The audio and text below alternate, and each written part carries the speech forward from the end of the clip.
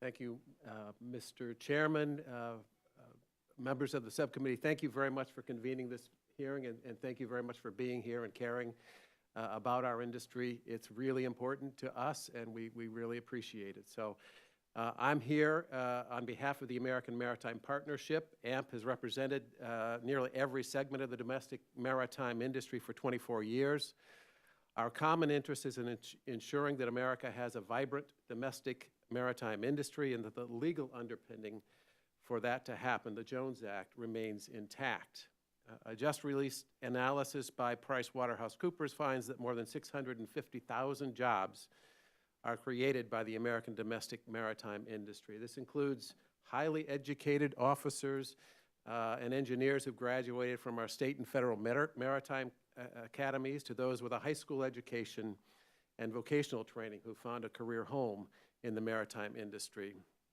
It includes thousands of military service veterans, as we've heard. The President just Monday recognized them and issuing an executive order that eases their transition into the industry. Please remember two things about these 650,000 jobs. First, they are vitally important to our national defense and our homeland security.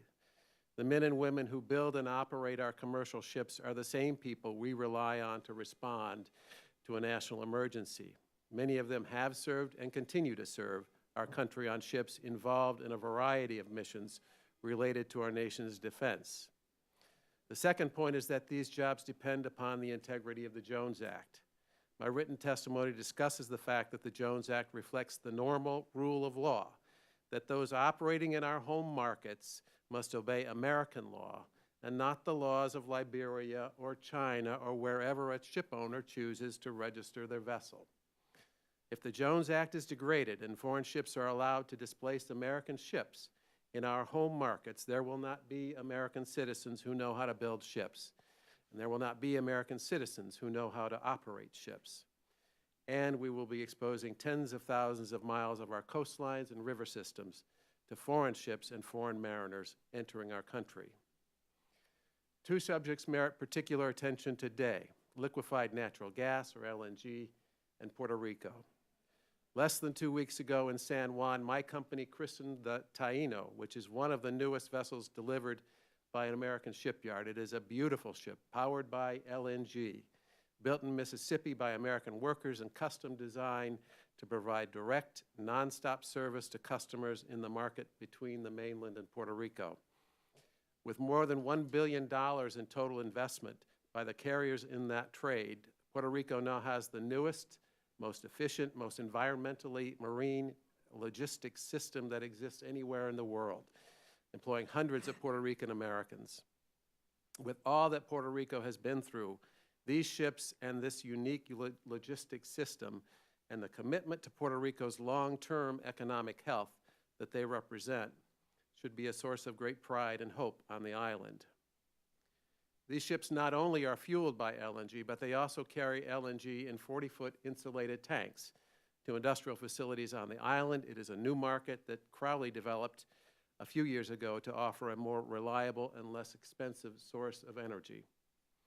As you know, Puerto Rico has asked for a 10-year waiver of the Jones Act for deliveries of U.S. LNG to the island. AMP strongly opposes this waiver for several reasons. It is way too broad. There are now at least a dozen projects under development at shipyards around the country. Granting the waiver would kill those projects and create uncertainty that could affect the entire maritime industry. Such a waiver granting such a waiver would also be illegal, as there is no national defense basis for it. Such a waiver would immediately be challenged in court, and the uncertainty that I just mentioned would be compounded. Finally, no case has been made as to why a waiver is needed. If there is a real near-term need for bulk deliveries of LNG to the island, the starting place to meet that need is with a solution that complies with the law and keeps the Jones Act intact. Having said this, if someone believes that a waiver is needed, the place to make that case is in Congress, in this subcommittee, and in the Senate counterpart, and not by asking the administration to twist the existing waiver law inside out.